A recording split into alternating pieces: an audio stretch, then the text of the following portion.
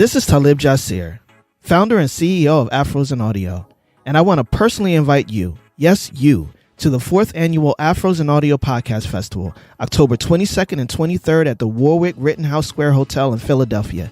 Don't miss this 2-day conference for and by Black independent podcast creatives and audio professionals. Visit bit.ly AFAU Fest 22 to learn more. Hey, what's up, good people? It's Jay Ray, the co-host of Q Points, and I wanted to come to you because there are two really important ways that you can support our show. One is by subscribing to it wherever you listen to or watch your podcasts. Q Points is pretty much everywhere. The other thing that you can do is you can visit us on Apple Podcasts, on Spotify, and on Podchaser, and you can leave us a star rating. Please rate us 5 stars because you know you love Q Points. And on Apple Podcasts and on Podchaser, you can actually leave us a written review. It's not required, but it really does help to spread the word about the show, and it helps people to discover it as they're looking for new podcasts to listen to. We're always appreciative of you supporting Q Points. We thank you so much for all that you've done for us so far, and enjoy the show.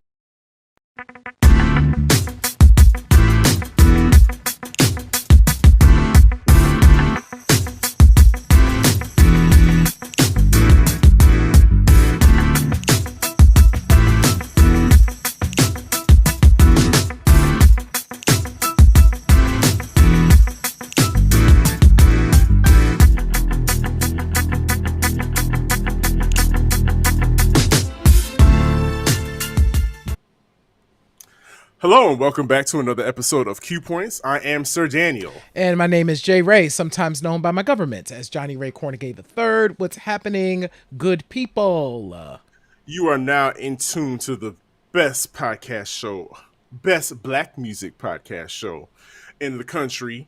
And we'll talk about that a little bit later. But no, this is Q Points, and we are dropping the needle on black music history.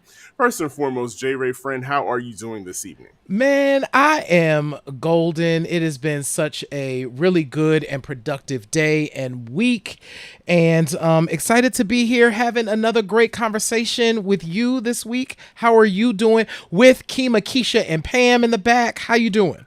You see them. We all four of us are sitting up here. We chilling, having a good evening. It's been a eventful day. It's been a work. Today was one of those days at work where it was like, okay, this is cool. This is what it's all about. So I still left weary and feeling, like I needed a drink or something afterwards, but it's all good. It's all good. It's almost at this time, it's almost the weekend for us. So we're just making sure that your week is capped off right with another great episode of Q Points, because J. Ray, this has been, unfortunately we have to say goodbye to some greats, to some musical legends. Earlier this week, of course, late last week, we lost Jesse Powell. Mm-hmm. Phenomenal singer, really did his thing in the 90s. The brother of twin sisters Trina and Tamara, who also had their career moments in R&B. Mm-hmm. And, I got the chance. This is what I love about spinning at Rocksteady, because it's R&B and it's slow jams. Oh, I did my Jesse Powell thing. I served them up a couple joints over the weekend just to make sure that his name, and people were singing along. I was like, Yep, that's what I wanted right there. Let that man's name forever live and his music. Absolutely. So, yes, rest in peace to Jesse Powell. And that is one of the things that is really cool to know that we have of people is their music. Right. So that we still have the opportunity to kind of hear their voices. And Jesse made a huge contribution to our kind of young adulthood, totally. And the music business in general. So we absolutely must send love to him. And of course, also, I guess this was last week too. We're also sending love out to the family of Marva Hicks. Marva Hicks, phenomenal vocalist, spent a number of years on Broadway, had an album in 1991 that included a song written by Kipper Jones as well. Yep. As a friend of this show. And Marva Hicks acted, so she would appear like on Star Trek Voyager and Sister to Sister. And so she was one of those Hollywood black women that was kind of doing it all. She would give you a little sang, give you some theater, give you some TV, and absolutely want to send love out to her family as well, because we lost Miss Hicks too. Absolutely. So rest in peace, Marva Hicks. It's funny you bring that up. I saw the both you and I had a an exchange on Twitter with Crayon, singer songwriter Crayon, because Crayon tweeted in regards to what happened to variety shows, and someone like a Marva Hicks, Yes. would have definitely done a great variety show. Lola Falana, Yeah. Cher had her own variety show, and a lot of people are too young to remember what variety shows were like, but it's just what you said: song, dance, a little comedy, theater, all wrapped into maybe 30 minutes or an hour. I would love to see the return of variety shows on television. Yeah, and that's where I think it's important for artists to get the training and get the experience, because Kipper and I actually had that conversation. We were talking about something, and it was like, well, who could even do it? Like, because you would need someone that's able to pull that off, right? They have to be able to sing. They have to be able to act a bit. They have to be able to dance. They have to be able to captivate the audience, right? And these are skills that I think are teachable. Ooh, you have an idea. What? I do. Somebody just popped into my mind, and she does all of those things. I think she has the gravitas. If we just put together some really good content, or she has some really good content behind her. But Tiana Taylor could probably pull off a variety show. Yep. She basically does that on the road. And I think she just came off the road because she was doing her like little kind of burlesque type of show where she sang, dancing, all of that stuff. I can see that happening. I love Tiana, that. If this pops off, Tiana, we know where you got the idea from. All we want is just our producer's credit. That's all. That's all we want. Because we're a Best Podcast Music Award nominated podcast. And I'm not saying that. I'm not just pulling that out of my behind, folks. I think you've seen the announcements earlier this week. J. Ray and I have to shout out the Black Pod Awards Committee for nominating Q Points for a Black Music Podcast Award. Isn't that something? Yeah, y'all, like, shout out to all of y'all who are like listening and hanging out with us. But Sir Daniel, we have been working at this since May of 2021, and to know that a little over a year later, like, we're nominated for this award and in the category that makes, this is what we do. It's in our mission. Like, we talk about Black music, and we truly take seriously the conversations that we have. And so to be nominated for this award means so much. And so the award ceremony. Okay. Well, two things. One, y'all can vote for us. So I'm going to put that in the chat. So you can't vote for us for Best Black Music Podcast because that's actually selected by the judges. But you can vote for us for what they call their Listeners Love Award. So think of it like their People's Choice Award. And you get 6 credits. You can't use them all on us. If you could, that would be fun, but you can't because you got other people to vote for. There are so many dope podcasts that are nominated. So certainly use one of your credits to vote for us, vote for your boys, but also vote for some of the other amazing podcasters that are nominated as well. So that's really cool. And you should also come to the award ceremony. So anybody can come. It's virtual. It's absolutely free. It's and the link to that is in the chat. It's on Sunday. Oh, one thing, you can vote until Sunday, and the award ceremony is on Sunday at 2 p.m. Eastern Standard Time. So that's 11 a.m. Pacific Time. So y'all can come and hang out with us. Check out the awards, check out the other podcasts, see who wins, root for Q Points. Hopefully we win. And yeah, man, Sir Daniel, how you feel? How do you feel? I feel excellent about it. Like you said, it's a little over a year that we've been at this. We've done all the tweaks and the tuning ups to make this the quality podcast that we know this can be, and what you guys deserve to listen to, and what kind of archive this needs to be for future generations. So I think it's deserved. I said we're gonna stop being fake humble Right. moving forward. We're gonna stop being fake humble. We're gonna acknowledge ourselves and acknowledge the work that because we've put in the work. And again, we couldn't do this without you, the listeners. So we are super excited to share this nomination and hopefully award with you all. Um, yeah, we've got, man. And what I enjoy the most about doing this podcast, J Ray, is the amount of connections that we've made on the way. Like, we have made quite a few connections with other podcasters across the country and outside of the United States. And the amount of love that we're receiving, that we're able to give with them, there's nothing like it. That's what I think I appreciate the most. Yeah. One of the things that's so cool. Like that has been really, really fun. And we look forward to doing more of that.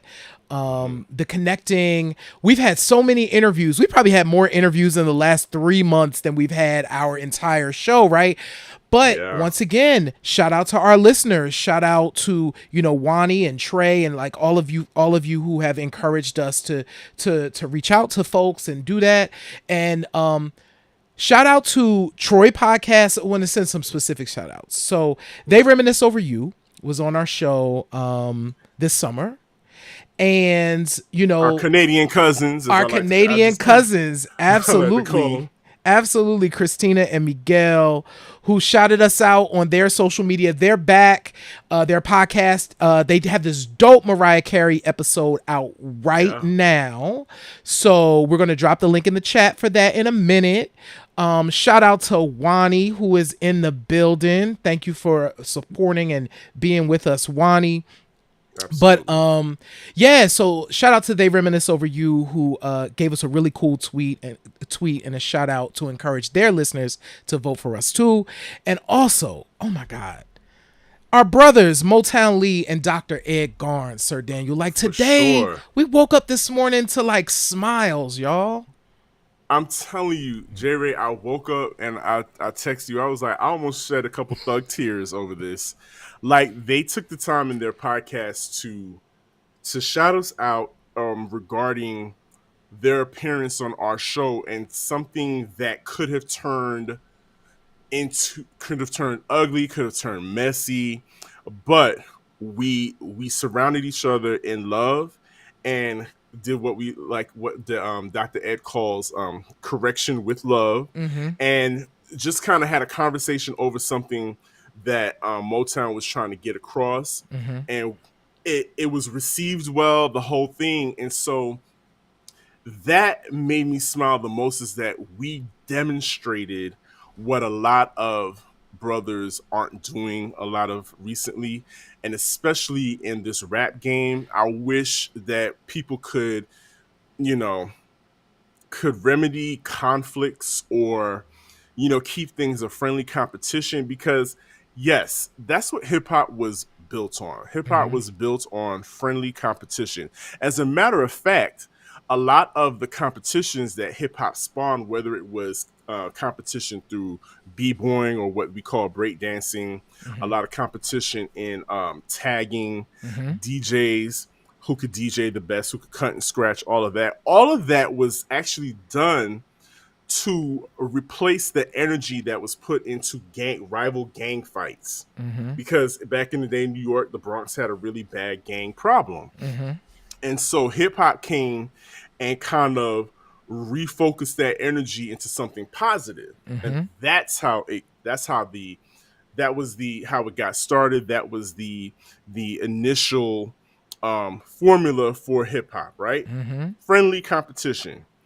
And today we are just inundated with conflict, and to, like the title says of this show, we believe that the music industry has this obsession with hip hop conflict. Like Absolutely. it's the grease that runs the machine. Absolutely.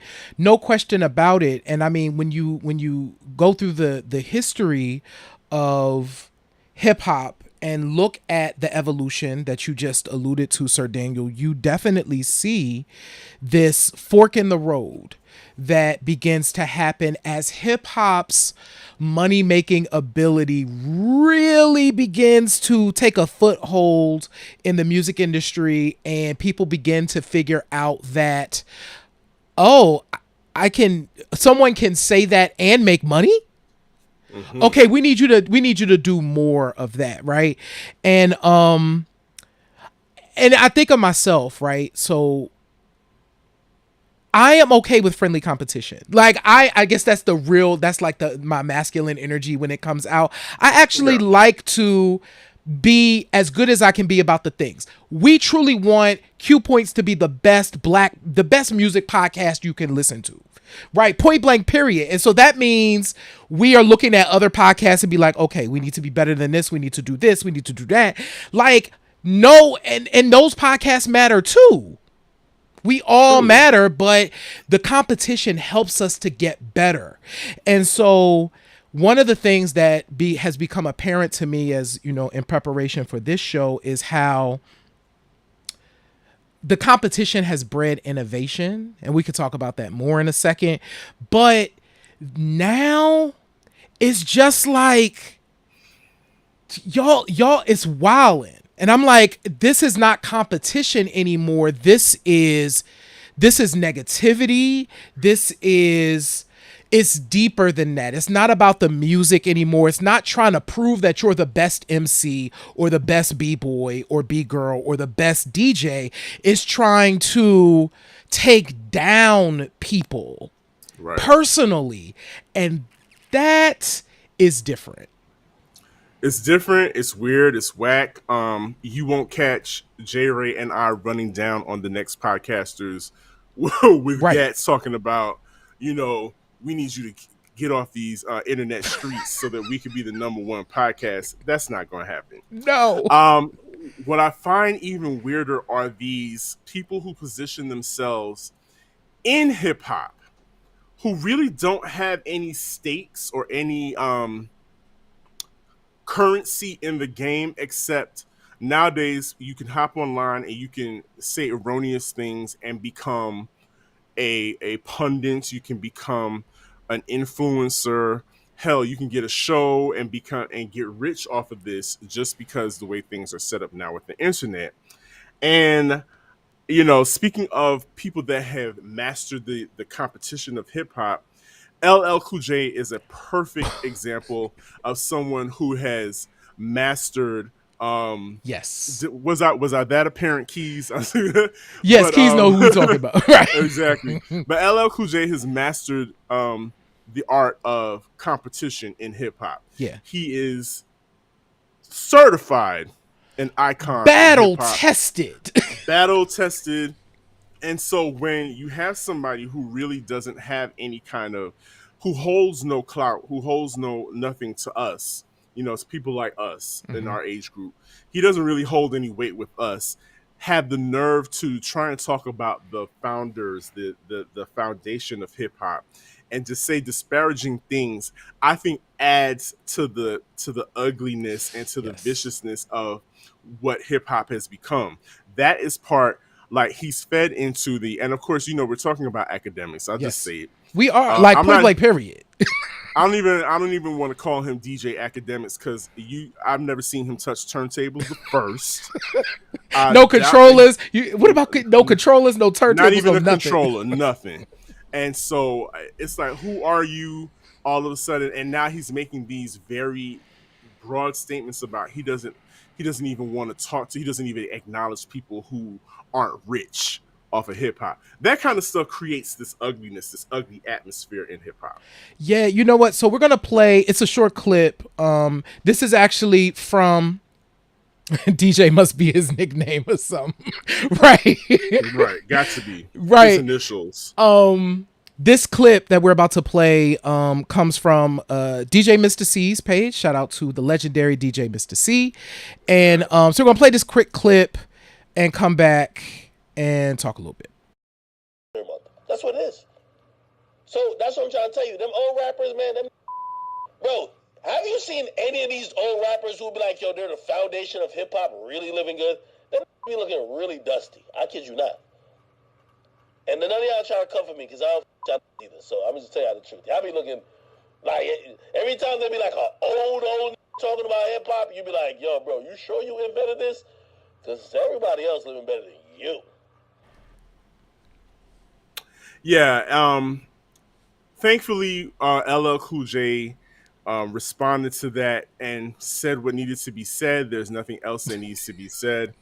You have to respect the people that created this art for you to even implant yourself in it, to have something to plant yourself in it. Yes, did Wall Street come along and commodify hip hop? Absolutely. Is there a generation of rappers that made more money than the ones that created the foundation? No question. But what you can't do, what you're not going to do, and what we're not going to stand for is the erasure and the disrespect. But more to that is the energy that it creates, because now this fascination with money is why we have an executive like Shaka Zulu unfortunately involved in this being accused of attempted murder, because of this situation where people feel entitled to flash and entitled to feel like they can push their weight around, because you're a Shaka Zulu, they feel like, well, I don't care who you are, I'm just as important as you, and so they feel they have to flex. And I'm not siding with anybody, but I just feel like Shaka Zulu, after we've known everybody in Atlanta that's been here a while, knows Shaka.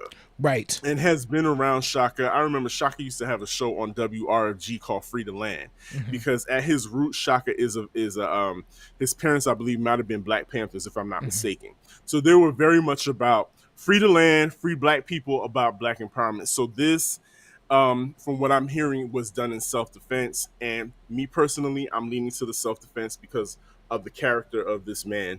But it's just over the years, we have seen violence like insidiously like a snake, just wrap itself around hip hop. Yes. Starting with before like the whole death row arguments between Dre and Eazy-E and then Ice Cube and the whole camp, and then things got heated on wax, but they may have seen each other in person and there might have been a little conflict here and there.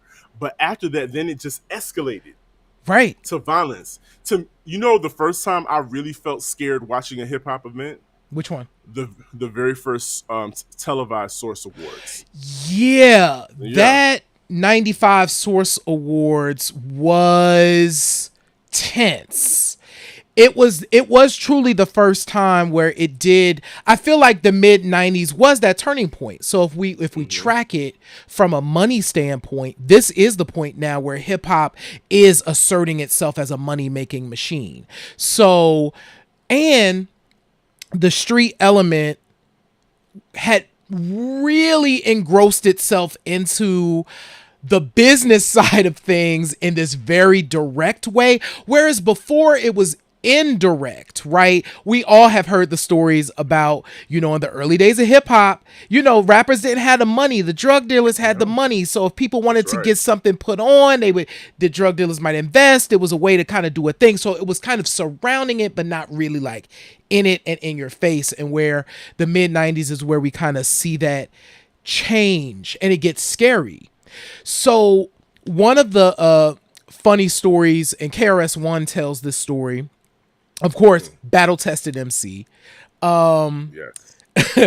And of course you have the South Bronx and the bridge is over and all of that stuff. Or the bridge. And so he says, like, okay, so sometime later I saw, or Roxanne Shante saw me during this time and said, why did you say me in the song? I didn't say anything about you. And Chris was like, I kind of backed up with Coward a little bit because it wasn't like it was for the record, right? But it was a moment for him to remember, like, this woman is like, why are you talking to me, talking about me and checking my name in this? And what's that for? And now we move from that to, I'm coming to beat down you and your crew. You know what I'm saying? That's a very different approach to have this man like, yeah, okay, I had to sit with the fact that I said this woman's name in this song, and here she is in my face, and I'm not giving her that same energy. Right.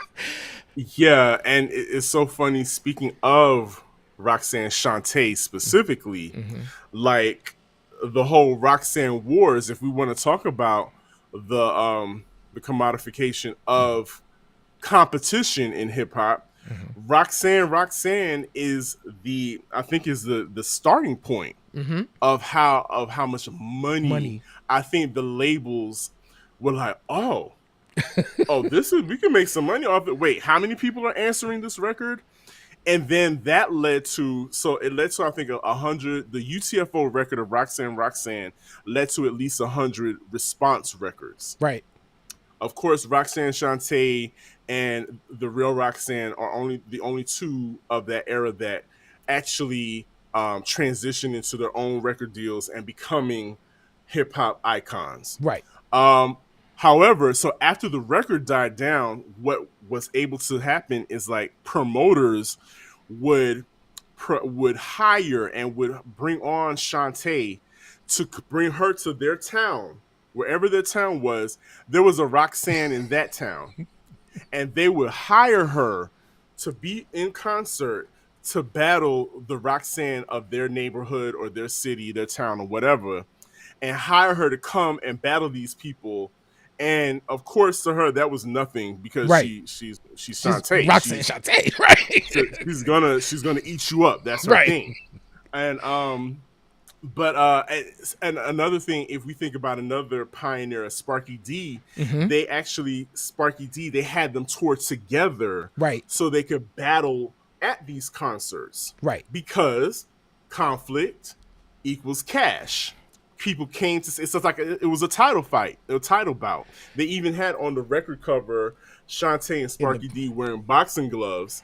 You know, Sparky D versus Roxanne Shante, selling records, making more money off of that. And I'm sure those 17-year-old girls, 16, 17-year-old girls never saw a penny from those records. Not one dime. So now we're still what's so, especially, and that's what makes this kind of current moment so crazy, is you got Sparky D and Roxanne Shante, they're kind of traveling together, right? You know what I'm saying? But they got to get on stage and they got to battle, right? They got to get on stage and they got to do all of this stuff, and people are getting paid, but it's not them. You know what I mean? And so we already are realizing that, and this is the early to mid 80s or the mid 80s where people are realizing this. So by the time we get to the West Coast, so of course the music gets really dark. So by the time we transition out of the 1980s, and what Eazy-E and NWA and Ice Cube were doing in the West Coast changes the tone of the music significantly. Like, there is truly a shift in the way rap sounds, in the way it feels. It is revolutionary in the way it kind of spread, where you even have folks in New York that are starting to resemble what folks in LA are doing. But during that period of time, we also have the chart aspect of things, right? Yes. So now we first saw it, of course, with Ice Cube and NWA. And now we have the money piece, right? Because rappers are like, oh, you trying to keep my money from me. That was Ice Cube's whole thing, was like, the money wasn't right. Like, I caught them trying to get me to sign a contract that was going to rob me of my money, right? And so that starts it. But that conflict quickly becomes more than records. And we see it become more than records, where you might be dissing somebody in a battle. There's just certain things you don't say. But by 1991, all bets are off. all bets are off. People are saying some of the most vile things, talking about killing them, families, all of the stuff that we would have considered off limits are now on the table, because these are things that in hip hop we are now talking about. So and it's heading up the charts. Millions of dollars are being made off of our conflict. And that really changes things. It does. It's funny you brought up the record label. So we're, as a people in hip hop, where not only are we battling with crooked executives at record labels, Jerry Heller, we've been introduced to gang culture. Yep. Out of the West Coast, you know, yes, we saw it in the movies, you know, with colors and whatnot, but the West Coast faction brought in gang culture. Let's just call it that. It is what it is. And they repped gang culture. And so when you have the Chronic come out, of course, you know, you've got Snoop and Tupac rising. I mean, rising to popularity, to superstardom, where their past is catching up to them. Like, out of the gate, Snoop is maybe 19 years old. He's at the height of his career. Then he's slapped with an attempted murder charge. Yep. And going, so it's like the song says, it's more money, more problems. And so not only is your affiliation is catching up to you. So you got these attempted murder charges, and we see this trend happening with the more popular rappers. Tupac, of course, whole career was riddled. Once he came out from behind Digital Underground and got to the front, it's like, enough of his acting prowess and his rapping prowess. We don't care about that. It became all about the drama that surrounded him when it came to the fights. It came to being shot at in New York at the studios. And then, of course, we all know that rolled into the conflict, the East-West conflict, that involved him and, of course, the Notorious B.I.G., who at that point, they were just, you know, New York, we were still trying to have fun. You know, there was a little money talk. Big did introduce a little gun talk and Robin's season talk, because, you know, it's Brooklyn. Yeah. The kids were doing that.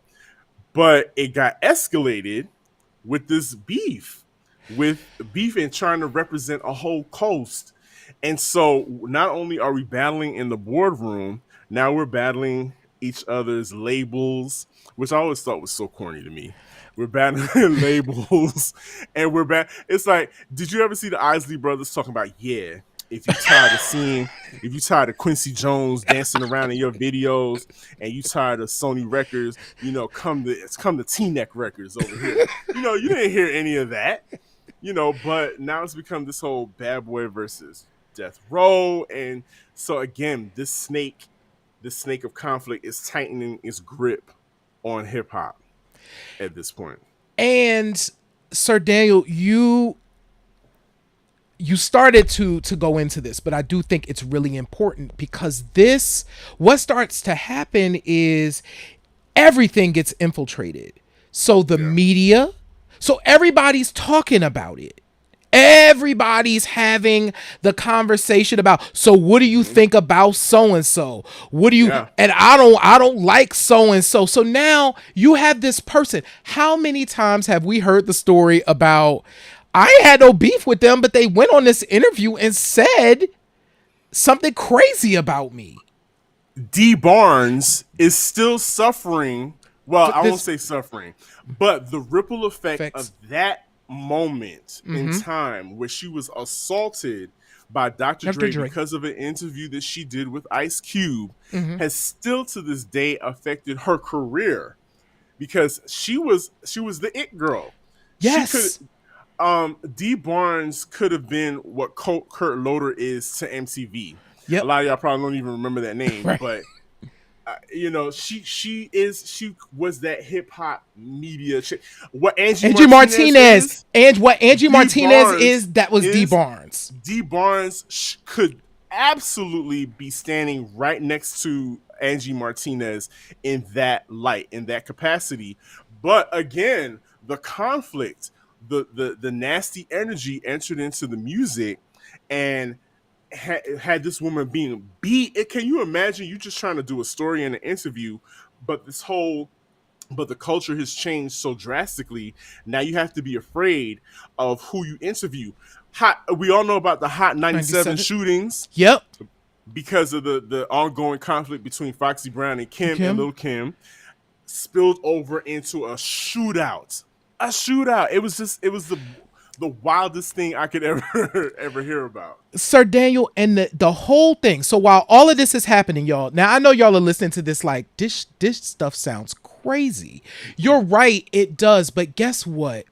There are executives making millions Yep. off of this very thing.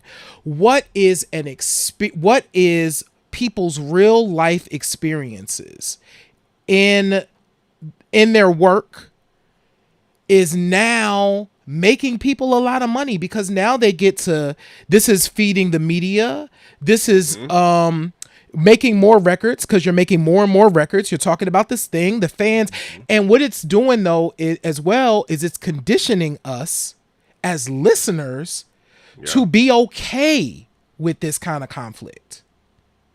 We're now okay. Like by the early 2000s, we're used to it. You know what I'm saying? Like we're used to it. And yes, there's always been an element of hip hop that felt dangerous. Now, when you go to shows, but now it's a situation where you got to be afraid of the artists themselves. Like, you know what I'm saying? Like, and we definitely saw the East Coast, West Coast things was nuts. That's an entire coast against another coast. It's not neighborhood against neighborhood. It's not crew against crew. It's not person against person. It is a coast of the country against another coast of the country. That's nuts. It's so bizarre. Looking back on it, I'm just like, what were we thinking? What were they thinking? What were we all thinking? Because we all fed into it. If we want to keep it a buck with ourselves, we all fed into it and picked sides. Yes, Mark, you're absolutely correct. A lot of those executives were non-black people pushing those pens, pushing those, hey, put these artists on the cover. Yep. So that you can sell more magazines because they have beef with the whole coast. And it's so much going into that. And Sir Daniel, so many people died in this process. Like Big and Pac died, were murdered, still unsolved to this day. And these brothers were young, y'all. Pac was like 26 and Big was like 24. They were super young. Yep. Absolutely. Super young. And it felt like that was the domino. Pac was the domino, and it just felt like every year, maybe every other year, there was somebody important to hip hop that was killed unnecessarily, killed in malice. Jam Master Jay. The list would go on and on and on. Even people who weren't in front of the microphones. If we fast forward to the mid 2000s, one of T.I.'s right hand man, I can't remember his name right now. They were out and about, and were being followed, and he got shot at. So these Jesus. things just kept happening, and it seems like if you were involved in rap music, and even if you weren't in front of the microphone, somebody could have gotten caught astray, literally, in the conflict that arises with the energy that was being created and fostered in hip hop. And it's so wild that, and I know we're going to talk about this in the next segment, the art of diss records Mm-hmm. and keeping things on wax was completely thrown out. But there was an art to it. Yes. And in the next segment, J Ray and I are going to tell you all what our top 3 disc records are. And I think you're going to enjoy that because we enjoyed it. But yeah, when it comes to seeing things change, J Ray, I'm trying not to be pessimistic about it, Mm-hmm. but it almost feels like we don't even have control over it anymore. It's so far gone. It's so Mm-hmm. far steeped into the culture now, where being frisked at concerts is commonplace. Mm-hmm. You don't know who's gonna, people are gonna start shooting, or if people are gonna start rioting, and people are gonna die at a concert. Um, I don't know. It's just, and it's not fun anymore. Mm. I think that's the part that disappoints me the most, is that there is a lack of fun sometimes when it comes to hip hop. Mm-hmm. But thankfully there are spaces being created, like your One Music Fest, Mm-hmm. that try to encompass an element of fun and family back into the music, and the roots picnics, things like Mm-hmm. that. People are trying when we create spaces like that, and we set the intention of being family focused and fun. And maybe you just can't invite a 50 Cent to be on that bill, My because God. we know the energy that 50 Cent brings. Mm-hmm. Maybe you just can't. Even if he had a hot record, it probably is best not to put him on the bill because of he's beefing. You definitely don't want to invite Tory Lanez anywhere, Don't because invite him nowhere. he's just a complete hothead. He needs to, shout out to our Canadian cousins, but y'all need to come get your boy and Take him back pull up him there. back over the border, and take away his visa. But yeah, it's just ridiculous at this point. And as far as making changes, I think the change will definitely have to come within, from Mm-hmm. like the promoters, the producers of music, Mm-hmm. DJs. Mm-hmm. If we want to create environments that are not toxic and people can feel safe, we might have to be a little more choosy about what we decide to play. Absolutely. I think you nailed all the big things. I think if I would add one thing as well, I think us as listeners making decisions about our streams, making decisions about how we spend money on, and the types of energy we want to spend money on. Like, I do truly believe that we have an opportunity to shift the culture. The reason why we got to this point is because we bought 100 Miles and Running. We bought the second No NWA Vaseline. record. We bought, yes, No Vaseline, my God. Death Certificate. You know what I'm saying? We bought into all of these things, and we paid our money to experience these conflicts. We bought the magazines, we bought the papers, we bought the artist music. And what we have to decide is, nah. You know what I'm saying? I don't want that. I don't want that energy. Because honestly, and I said this to you, and this is going to be a separate show. We're going to do it after, somewhere down the line. But there's so much hip hop from when I was like a kid that I just don't listen to now. The energy, it don't align them. It don't speak to me now. Like, the beat might be hot, but I'm like, I don't know. I can't rap that anymore. You know what I'm saying? I can't say that. Or you can't play that record to get people to dance. You can't drop that record in a set anymore. It just doesn't make sense. However, that does not take away from the fact that we have ranked our top 3 disc records, and we are going to share that with you on the other side of this break. Yes, we'll be right back.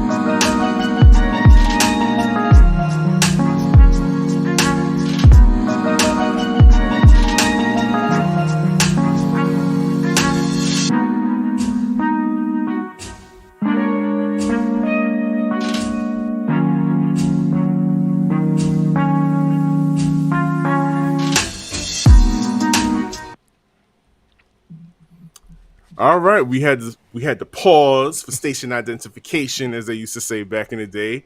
This is Q Points, and we are still discussing bloodlust and the music industry's obsession with hip hop conflict.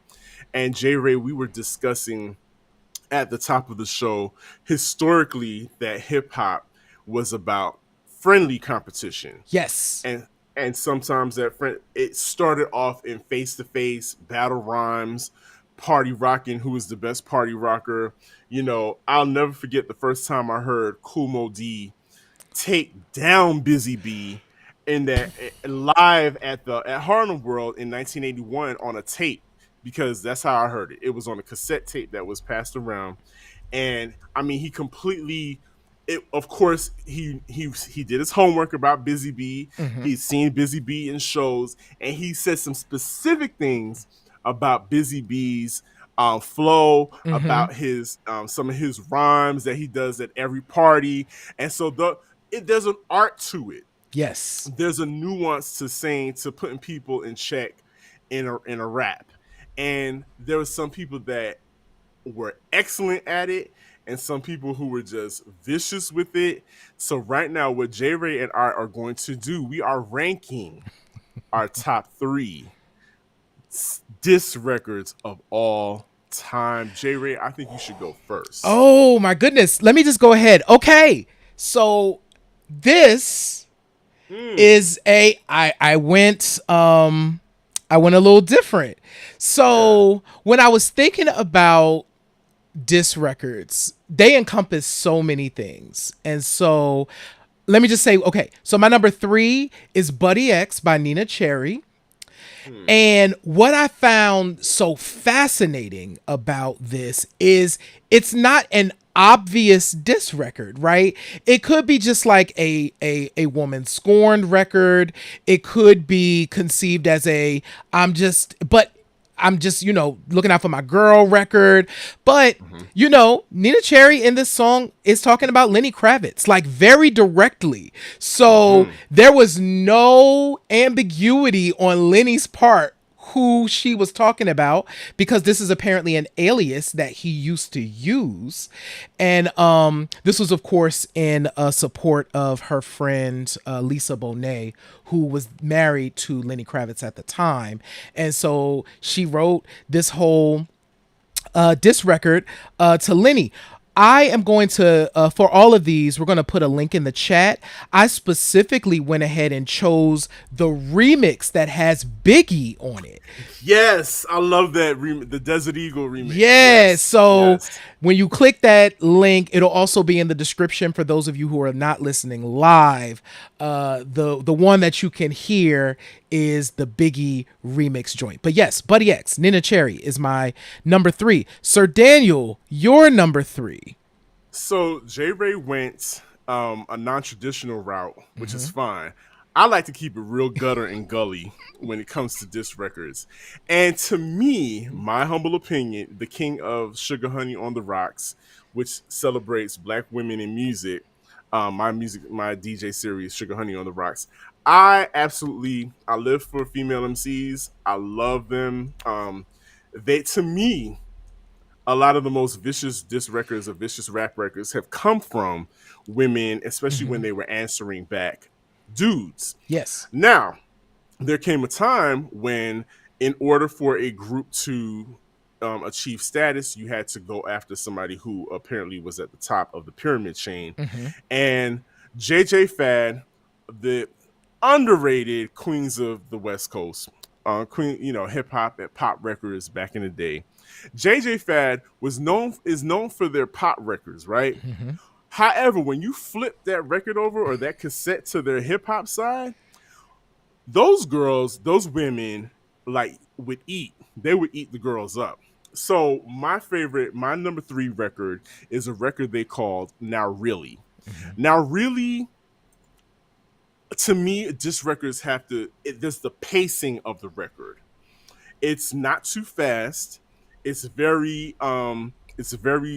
cafeteria. We're banging our fists on the on the table, making the beat. It's very concise. It's very specific. they're talking about the group Too Bad, who formed after they left JJ Fad. Some old members of JJ Fad broke off and created their own group called Too Bad. There was another rap group on the West Coast called Sugar and Spice. So those were the targets for this particular record. And JJ Fad was um, reared and brought up by NWA, and so they had Ice Cube, they had MC Ren backing them. So the pen game was mean, Right. and so but the delivery. I don't know what kind of microphones Dr. Dre was using first, and Dr. Dre produced it, so it's everything. So I don't know what kind of microphones Dr. Dre was using on them, but they sounded so crisp and so concise. There was no confusing what they were saying, and it just everything about that record is everything to me. So it's called Now Really. It's featured on the Supersonic the album, their debut album that came out in 1988. And it's just all three of them take their time, take a turn going at somebody that opposed their crew. And that's how you defend your crew. Absolutely. And that's how if somebody tries to bring it to you on wax, you bring it to them just like that. And I think Now Really was a perfect example of how a diss record should be made. I feel like this. So my number 2 is Cannabis's Second Round Knockout. Okay. Yeah, like so I did fall, I ended up going traditional with this. Actually my I think my top 2 are pretty traditional. But Okay. what I love about this record, I feel like a really good diss record has to do 2 things. It has to really do 3 things. The beat has to slap, or it has to have like the whole production element to me has to be a thing. You can have the craziest diss in the world, but if it's over some whack production, I gotta work at it. You know what I'm saying? I gotta stick with you. Second Round Knockout checks this box, right? It's really, the production is clean. The second thing is the MC has to be skilled, right? So the MC themselves has to understand what their strengths are and has to have also spend some time kind of studying the subject that they are about to diss. So check. Cannabis did that. And then number 3, their target the target has to make sense, right? So the person that they are really targeting has to be someone is like almost equally matched. I think disses are whack when you have like a really dope MC like dissing like a whack MC. I'm like, I know who's gonna win this battle, so it doesn't make sense. The Cannabis Second Round Knockout is dope and fascinating to me because in all intents and purposes, Cannabis is the underdog, right? Absolutely. Right. And if you look at history will probably say that LL won this battle, but really LL probably won the race, but Cannabis won this round. Like it was very, very clear. So what was interesting to me about Second Round Knockout is it kind of came. So Cannabis was on 4321 with a bunch of other people. It was like the remix. Everybody was on it. DMX. It was a crazy remix. Man. Yes. Dope, right? So apparently in the original version, Cannabis did, because LL has the microphone on the arm thing, and Cannabis was like, let me get that mic off your arm, and was really kind of like bigging bear. Yeah, poking the bear, but I also think he was bigging him up a little bit. Like it was like, yo, this is like, this is the big dog. Let me, I'm here too. This is the homie, right? This is LL that I'm here with, right? LL did not take that kindly and had him change it. LL did not take it kindly. Had him change the verse, but LL had written a verse in response. So on one song, there is a diss to a person who's on the song. On the same record. On the same record, right? So this is Cannabis's response, right, to that diss, which was on a song that Cannabis is actually on too.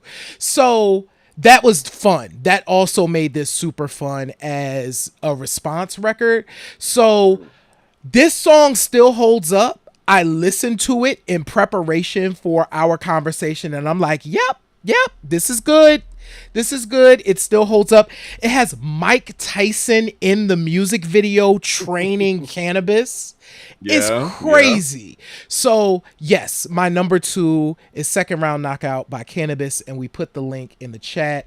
And you're right, Keys. Yeah, he ate them up. Like, he ate them up. Ate him up, yeah. And I remember fondly about this record is it got people excited about hip hop. It I did. remember they were doing, they would stop what they were doing on the air to play the new Cannabis record because they were like, oh, Cannabis dropped a diss against LL, and so it became this ongoing thing because it felt like every week Right. somebody was dropping a response. Mm-hmm. And to people that felt like old times, it was like, Yeah. this is hip hop. Yep. And so your pick and my second pick kind of go hand in hand Mm-hmm. because except for the original record. So my pick is "Shut the F Up, Ho" by MC Light, which actually was on a B-side. It was a B-side on the Light as a Rock 12-inch because there had been this ongoing feud between MC Light and the gangsteress Antoinette. Mm-hmm. And they had been sparring on records, taking jabs at each other on records. MC Light kind of came at her first. If she responded to what she thought was a diss, and so on her album she had 10% diss, which is dope in and of itself. But Shut the F Up took it to another level. First of all, it opened up with a sample of Millie Jackson. Right. So it sets the tone for the record. She says, "I've been too nice for too long. Yup, it's definitely time I start feeling bitchy." And then this nasty ass funky bass line just comes in. It's real smooth, it's slow, and it has they're cutting up Hot Damn Ho, Shut the Fuck Up, the whole record. And so MC Light, like Cannabis, categorically takes Antoinette apart. Yes. Categorically takes Herbie Lovebug, got it, for quote unquote setting her up for failure. And just I don't think on Wax we heard that much. Like, it felt visceral. Mm-hmm. It felt like, I remember when I was listening to it, I felt like, oh, this is ugly. Like, oh, like Light is really going in on this woman who was the underdog and who was holding her own. But MC Light was like, nah, I'm going to show you why I'm who I am. And I think the best part of the record, which is really to me, the taunting part of the record, is at the very end, is you can hear Audio 2 saying, yo, learn it. What is it? Knowing is half the battle. Mm-hmm. And they called her slime. And then they're all laughing. Gangsters, don't in make the me background. laugh. Don't make me laugh. And it's like, it's almost like they had no respect for her talent. The record told me that they had no respect for her. Like, we're completely ending your career. I felt like, ooh, this is not going to end well for Antoinette's career. And it kind of did that to her career, along with other things. But it was definitely a show of MC Light really threw her dick on the table with that one. Mm-hmm. And but was vicious with it. Had the nice delivery. The beat was dope. So that's why Shut the F Up is my number 2. Yeah, I mean, you are absolutely right. That joint right there. I remember when I first heard it, like having that moment of, I don't know if I stopped the tape. I might have stopped the tape because I knew, as an Antoinette fan, listening to it sounded so like, ooh, yeah, the whole time you're making this face like, got you. She kind of ate you up. Oh man, what are we gonna do now? Yeah. So my number one, Lost Ones by Lauryn Hill. Definitely. So I guess I didn't go traditional with this. And it's funny. This wasn't, I had a different, like I have stuff written down on this piece of paper to try to figure out what it was going to be. I ended up going with Lost Ones because Lost Ones checks all my boxes, and it does an additional thing. It is kind of universally it's like a universally dope song where you could just not look at this as a diss record and it's going to be fine, but it is a diss record, right? And it's just subliminal. It's beautiful and it's kind of subliminal approach to having this conversation between Lauren and Wyclef. It's technically, I guess, the first single for the record, but not really. It's more like a teaser single because Doo Wop is really the first single. But it was very clear that Lauren had something to say before she delivered this record. And Lost Ones was that. And it opens with, it's funny how money changed the situation. And it just goes from there. And it is the most elegant diss record. Well written. Lauren is a vicious MC. So it's like, oh, she dissing, but like this rhyme is crazy. And we could all sing along with it. It was easy to learn. Very much so. And just even thinking about her singing on the end of the record, you might win some, but you really, it's like a nursery rhyme, but you and it's really taunting. And it's taunting him, the person, yeah, again. And then if we just took that at face value, like that in itself is heavy. But then on top of it, you deliver one of the greatest records of all time. It opens as the first song on one of the greatest records across the board of all time. You don't get, it's like, oh, you living up to this, Miss Hill. Absolutely.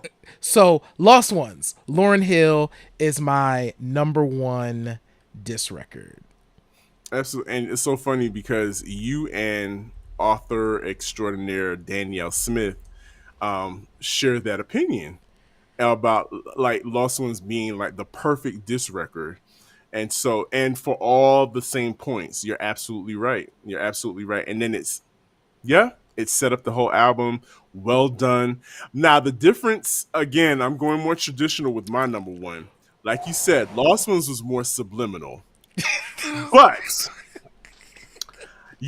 so y'all know how I feel. Again, I am their expert on female MC rap history, and we've mentioned Roxanne Shante ad nauseum, and I think there is no greater in female rap history. There is no greater diss record than Big Mama, and the reason why I say that is because of how it got formed organically, because you could see it in real time happening. If you were around, there was a pay-per-view. Kids, there was a thing called pay-per-view back in the day, where if there was a special event that was being televised, but it wasn't being broadcast on regular cable or television outlets, the promoters would put it up on pay-per-view so that you could pay and watch it from your home, right? So there was this event called Sisters in the Name of Rap. I'll never forget it. And so this was 91. Yes, 91. That Sisters in the Name of Rap had come along. So at this point, Roxanne Shante has kind of, she came out in 84. She dropped the album in 89. So you got that span of time where she was kind of in and out of the game, not really producing a product so that people could take it home and, get to know Roxanne Shante. So she kind of, people remember her, but they kind of don't. And of course, you have this new crop, this wave of female MCs that has come out. So by the time Sisters in the Name of Rap has come along, Shantae is like doing a has pops up on a single here and there, but there's no album, so to speak of. Mm-hmm. So she is kind of like a special guest on this lineup because they say she's the, you know, the queen, the original MC, queen of MCs, blah blah blah.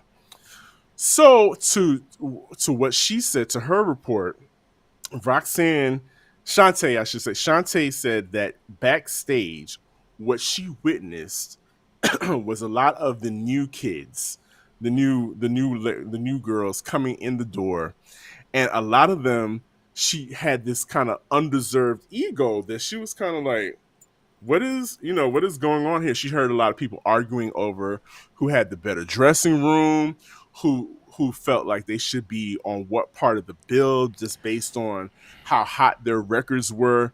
So she was just, and she said, I was just sitting back and looking at it like, none of y'all would be here if it weren't for me. Like, she had that moment of, I was 14 years old, like going out on the road, you know, living in a halfway house, being away from my family, getting robbed, getting duped by show producers who didn't want to pay her, not getting a cent off the record, all this other stuff. And y'all have the nerve to argue, to be beefing over dressing rooms and your name on the marquee and where you are on the lineup. And she was like, okay, I got something for y'all. She wanted to, so from that night, oh, and even on stage, while she was at the end of her performance, and this video is online for those of you who are curious to see it, she performs a song called Dance to This that features Biz Markie on the beatbox. She's on stage with Granddaddy IU. She's rocking the crowd, and the song is coming to the end. And the very last thing she says before she leaves the stage, she said, oh, and I just want to say one thing. Ain't no bitch in this house can fuck with this. The crowd loses it, and she walks off stage. And you can kind of see people were like, wait a minute, what did she just say? You know, you can see MC like visibly like, what just happened? You know, because this is supposed to be sisters in the name of rap. So in true Shantae fashion, she threw her dick on the table. We're gonna have to bleep a lot of this stuff out. But she threw her dick on the table at the end of that performance and was like, I had to remind y'all of who I am. Mm-hmm. And within maybe a few months later, I was sitting in my room listening to Rhythm and Vibes of the Georgia State radio station, and they played hip hop on Sunday nights. And Randall Moore and Talib said, well, we got this new record. And I don't know, guys. This is different. It's from Roxanne Shantae. Yes, that Roxanne Shantae. And it's called Big Mama. And this is the original. Mm-hmm. This is the Large Professor version. Mm-hmm. What's on the album is a completely different version. The Large Professor version is like super gritty and super street. And this record comes in. I will never forget the shock and awe I had on my face listening to this record, because it starts off and I'm like, okay, this is cool. And then she said, you know, she says that, you know, the hook on the song is, I gave birth to all of these MCs, to all of them MCs. And they're like, okay, yeah, yes, you did, Shiny. That's cool. It gets to the second verse, and she says, matter of fact, I'm gonna start calling off names. I remember. At this point, nobody is saying names anymore. If you're dissing, you're being subliminal because you don't want no real beef. Shantae's like, no, I'm gonna start calling off names. And the very first person she goes after is a bona fide superstar at this point, but she does not care. She says, I am coming after you first. First up is Latifah. She did. First up is Latifah. You roll up and I'ma smoke that ass like reefer. I was like, wait a minute. I remember hearing that like Because at this point, you're like, nobody would go. Who Latifah is a superstar. She's Khadijah. Right. Was she Khadijah at this point? she was it was pre she was about to be Khadijah. This is like 92. pre-Khadijah. This is pre Khadijah, but she's on the way to be Khadijah. So it's like she's well respected. Yes. Everybody knows she's a dope lyricist. Nobody's gonna say anything about Latifah. And she goes in on Latifah. She goes in on Moni Love. And then who was on it? I think those were the first two. And then somebody else that I absolutely did not expect her to say was MC Light. Mm-hmm. Another MC that I just figured she wasn't going to touch Light because I thought they might have actually been cool as well. She goes after Light. She refers to her sexuality, which was nobody had ever dared to question MC Light's sexuality at that time. She straight up called her, she used the derogatory term. She used the derogatory term for a lesbian. Mm-hmm. She went after Salt and Pepper. Anybody. Yo-Yo was heartbreaking. It was. That was heartbreaking. It was. I will never forget what she said. I'm going to let y'all go listen to the joint. But I still remember that nod. Take your ass down I'm going to just leave it be. Oh, my God. And it was just like, the whole record, I've literally had my hand over my mouth like, I can't believe this is happening. If we had YouTube reaction videos back then, I would have done a YouTube reaction video. And it was just one of those things you have to go and listen to. And you probably may not have an appreciation for it. But at this point, like I said, everybody is playing politics. Everybody is being babied by their labels. Battling is not really a thing now. People can dance and rap and do their thing and earn lots of money. But Shantae at that time wanted to remind the kids of the essence of hip hop and what she was best known for, which was battling and out rapping everybody else. And just reminding people, it was a cry. It was a cry for help. When I look back on it, mm-hmm. It was a cry for help because she felt left out of the conversation. Right. She felt like the industry had completely used her up mm-hmm. and threw her to the side. So what do you do when you feel like you've been used up and thrown to the side? You lash out at people. You lash out, and you ain't got nothing to lose. You know what I'm saying? You don't have nothing to lose because at this point, I really feel she has said this on record that she was done with hip hop. She was done with the industry. She didn't want anything to do with it. But she said, you know what? I'm going to put out this one last record and just put my whole foot in it. And I'm calling out names. You all are going to remember me. And that is why Big Mama is my number one diss record, because just the shock and awe of it all. Chef's Kiss. It's just like one of the heftier diss records of the early stages of hip hop, in my opinion. No, you know what? I absolutely agree, point blank, period, with you. And it strikes me as interesting that history often puts, to my chagrin, No Vaseline as like the greatest diss record in hip hop. I think it might be Big Mama though. Yep. Like, I don't know that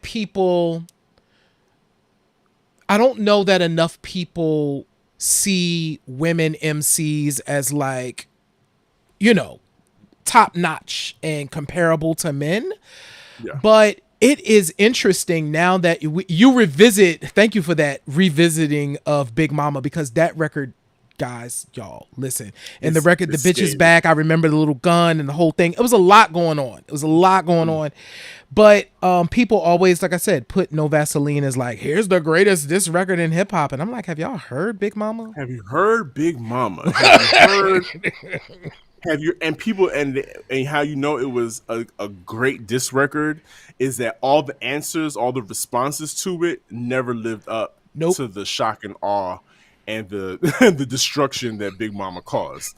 Like, people really, their feathers were ruffled, egos were shattered. Like people were really bothered as a kid. Like the kids like to say today, they were bothered. Whew.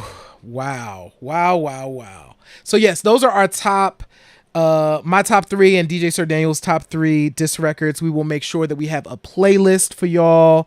Maybe we could sprinkle in some other disc records because I have some ones that didn't make the list that I think could go in there. We'll make a dope playlist for y'all and put it out. It won't include No Vaseline. And there's a reason behind that. Wow. Yeah. Oh, so Trey, yes, you got to check this out, Trey.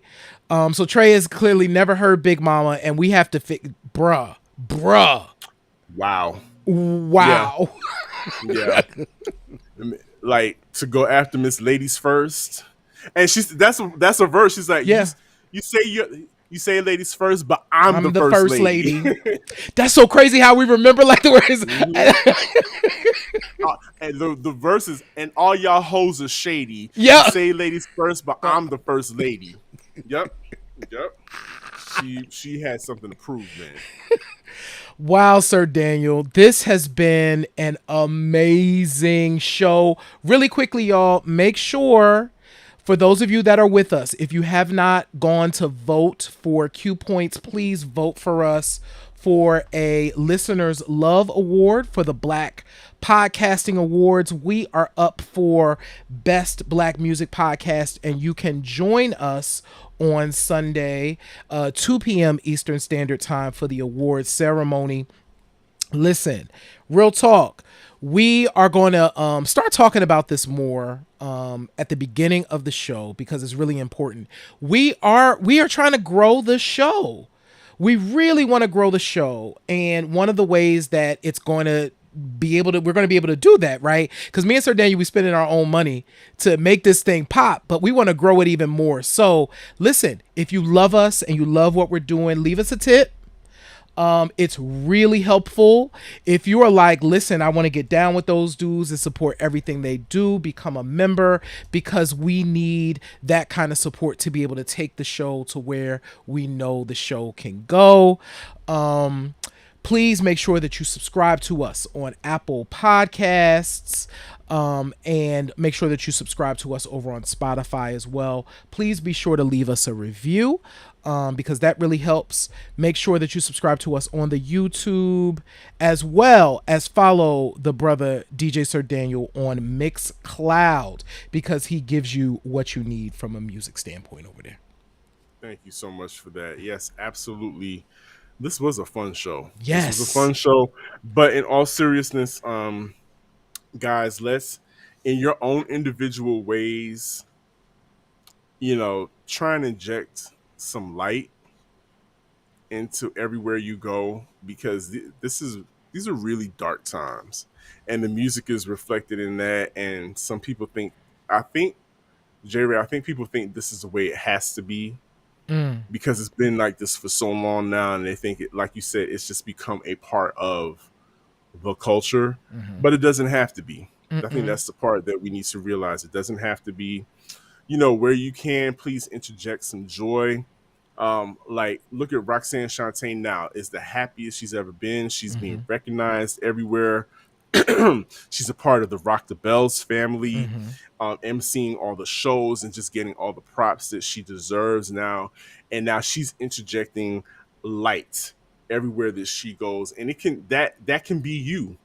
That can be all of us, in interjecting light wherever we go, so we could change this thing up. I challenge all our musician friends, when you're creating content, to put out some stuff that is lighthearted, that is fun, that can kind of change the energy. If we could just shift it a little bit, because it's getting weird out there, guys. It's getting weird, and it's getting scarier than what it used to be. But like I always say, J. Ray, in this life, you have a choice. You can either pick up the needle, or you can let the record play. I am DJ Sir Daniel. And my name is J. Ray, y'all. Peace. This is Q Points, and we are dropping the needle on Black music history. We'll see you next time. Peace. Peace.